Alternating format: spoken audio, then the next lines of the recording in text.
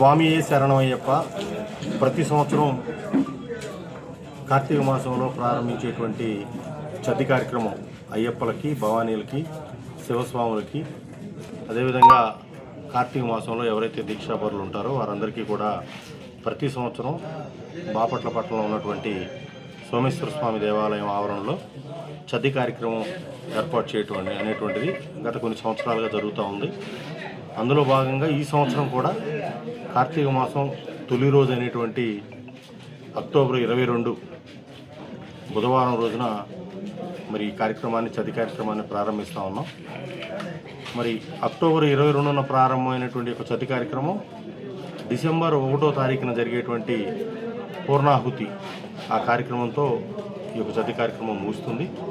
41 రోజుల పాటు ఈ కార్యక్రమం నిర్విరామంగా మరి ఎటువంటి ఆటంకాలు, అవరోధాలు, ఇబ్బందులు లేకుండా ఈ కార్యక్రమం గత కొన్ని సంవత్సరాలుగా మరి భక్తులందరి యొక్క సహాయ సహకారాలతో ఈ కార్యక్రమం జరుగుతూ ఉంది.